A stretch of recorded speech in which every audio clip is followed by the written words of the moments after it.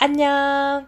이 시간 삶은 달걀과 삶은 콩이란 책을 갖고 왔어요. 읽어보도록 해요. 어느 날 다윗 왕이 아이들을 위해 잔치를 열기로 하고 많은 아이들을 궁전으로 초대했어요. 궁전 근처에 살던 한 아이는 다른 아이들보다 먼저 도착했어요. 아이는 식탁 가득 차려진 맛있는 음식을 보자 배가 고파졌어요. 배가 몹시 고픈데 다른 아이들이 오기 전에 먼저 먹어도 될까? 아이는 시종 한 명을 붙들고 먼저 먹어도 되는지 물어보았어요. 바쁜데 별걸 다 묻는구나. 나중에 더 달라고만 하지 않는다면 상관없단다. 네 마음대로 하렴.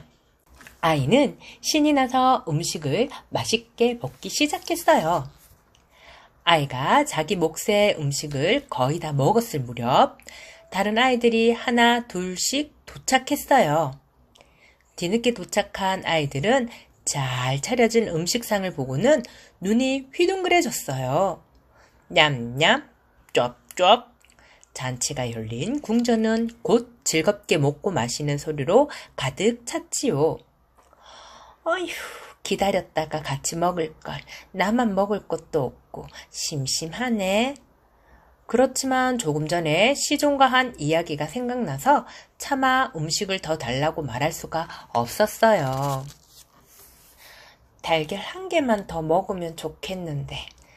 잠시 망설이던 아이는 옆자리에 앉은 친구에게 삶은 달걀 한 개만 나누어 달라고 부탁했어요. 좋아. 그럼 내가 삶은 달걀을 하나 빌려줄 테니 나중에 삶은 달걀에 이자까지 합쳐서 갚을 수 있겠니? 응, 나중에 꼭 갚을게. 갚기로 약속한 거다. 자, 받아. 옆자리 친구는 삶은 달걀 하나를 아이에게 건네주었어요. 아이는 삶은 달걀을 맛있게 먹으며 친구들과 즐겁게 이야기를 나누었어요. 잔치가 끝나고 몇 년이 흘렀어요. 어느 날 아이는 시장에서 우연히 친구를 만났어요. 그 친구는 잔치 때 옆자리에 앉았던 친구였어요. 오랜만이야. 잘 지냈어? 아이는 무척 반갑게 인사했지만 친구는 시큰둥하게 대답했어요. 그래, 오랜만이야. 그나저나 너 그때 나와 했던 약속을 잊지 않았겠지? 아이는 친구와 했던 약속이 무엇인지 생각이 나지 않았어요. 무슨 약속? 나와의 약속을 잊었구나. 잔치 때 나에게 삶은 달걀을 하나 빌려가면서 나중에 갚기로 했잖아. 아이는 그제야 친구와의 약속이 생각났어요. 그래, 생각나. 그때 내가 너에게 삶은 달걀을 빌렸지? 맛있게 먹고는 까맣게 잊고 있었구나. 미안해. 그럼 지금 달걀을 하나 사서 너에게 줄게. 고작 달걀 하나? 달걀에 이자까지 갚기로 약속했잖아. 그러니까 너는 나에게 달걀 1000개를 갚아야 해. 뭐? 달걀을 1000개씩이나? 네가 빌려간 달걀이 병아리가 되고 닭이 되어서 지금쯤은 달걀 1000개는 나왔을걸? 그러니까 넌 나에게 달걀 1000개를 갚아야 해. 아이는 갑자기 달걀 1000개를 갚으라는 친구의 말에 어이가 없었어요. 아니 말도 안 돼. 난 갚을 수 없어. 갚을 수 없다고? 네가 나에게 달걀 하나와 거기에 붙는 이자까지 갚겠다고 약속했잖아. 친구는 아이에게 따지듯이 말했어요. 약속은 했지만 고작 달걀 1개를 빌려주고 1000개나 갚으라는 건 너무하잖아. 그건 불공평해. 달걀을 갚을 수 없다는 아이의 말에 친구는 단호하게 말했어요. 난 꼭 달걀 1000개를 받아야겠어. 그때 이자까지 주겠다고 분명히 약속했지? 옥신각신하며 다투던 아이와 친구는 다윗 왕을 찾아가 공정한 판결을 내려달라고 부탁하기로 했어요.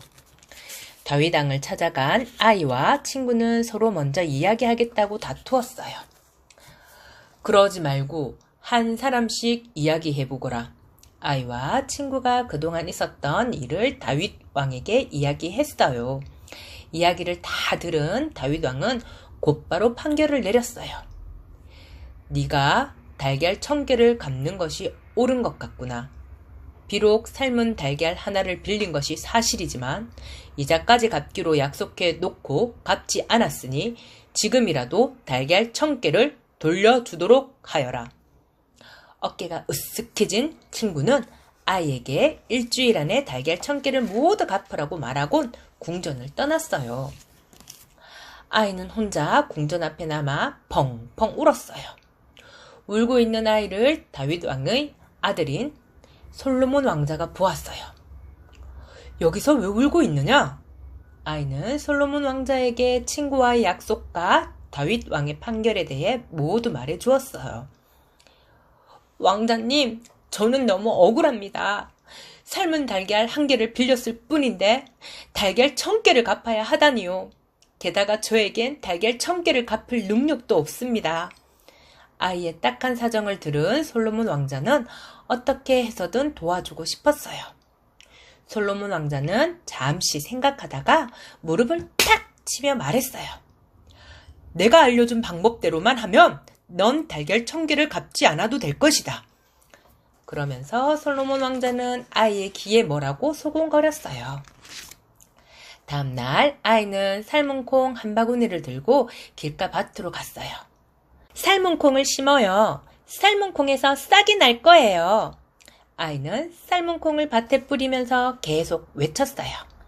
지나가던 사람들은 멈춰서 아이를 지켜보았어요. 여보게, 삶은 콩에서 싹이 난다는데 정말인가? 에이, 삶은 콩에서 어떻게 싹이 난단 말인가? 사람들은 아이의 행동을 이해할 수 없었어요. 아이는 다음 날에도 그 다음 날에도 밭에 나가서 삶은 콩을 뿌렸어요.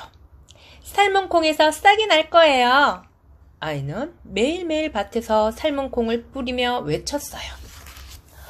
매일 밭에서 삶은 콩을 뿌리는 아이를 보기 위해 사람들이 몰려들기 시작했어요. 자네, 삶은 콩을 밭에 뿌린다는 아이의 이야기를 들어보았나? 에헴, 듣기만 했을까? 내가 직접 가서 보았지. 삶은 콩에서 싹이 난다는 것이 정말인가? 말도 안 되는 소리예요. 삶은 콩에서 어떻게 싹이 나요? 삶은 콩을 뿌리는 아이의 이야기는 다윗 왕의 귀에까지 들어가게 되었어요. 다윗 왕은 삶은 콩을 뿌리는 아이를 궁전으로 불렀어요. 얘야, 너는 왜 삶은 콩을 밭에 뿌리고 있느냐? 위대하신 임금님께서 삶은 달걀이 병아리가 되고 닭이 되어 달걀을 낳을 수 있다고 하셨기에 저도 삶은 콩을 심어 길러보자고 했습니다. 다윗 왕은 그제서야 자신의 판결이 잘못되었다는 것을 알게 되었어요. 아차, 내가 큰 실수를 했구나. 삶은 콩에서 싹이 날 수 없듯이 삶은 달걀에서는 병아리가 나올 수 없지. 다윗 왕은 두 아이를 궁전으로 불러 다시 판결을 내리기로 했어요. 삶은 달걀이 병아리가 되고 병아리가 닭이 되어 그 닭이 알을 낳는다? 아, 다윗 왕은 그렇게 생각했나 봐요. 다시 판결을 내리겠다. 너는 삶은 달걀 1개만 갚도록 하여라. 다윗 왕의 판결에 친구는 깜짝 놀라 말했어요. 임금님, 저번엔 달걀 1000개를 갚는 것이 옳다고 하시지 않았습니까? 네, 이놈! 삶은 달걀에서 어떻게 병아리가 나오겠느냐? 네 친구는 삶은 달걀 1개만 갚으면 되느니라. 친구는 다윗 왕의 말에 부끄러워서 황급히 궁전을 떠났어요. 다윗 왕은 아이에게 어떻게 삶은 콩을 뿌릴 생각을 했느냐고 물었어요. 사실은 솔로몬 왕자님께서 알려주신 대로 한 것뿐입니다. 다윗 왕은 솔로몬 왕자를 불러 칭찬하고 왕이 되어서도 백성들을 지혜롭게 다스릴 것을 부탁했습니다. 친구들 재밌었나요? 아, 솔로몬 왕이 지혜의 왕이라는 것을 이 책을 통해 한 번 더 알게 되었어요. 우리 친구들도 솔로몬처럼 지혜로운 친구로 자라길 바래요. 안녕. 다음 시간에 만나요.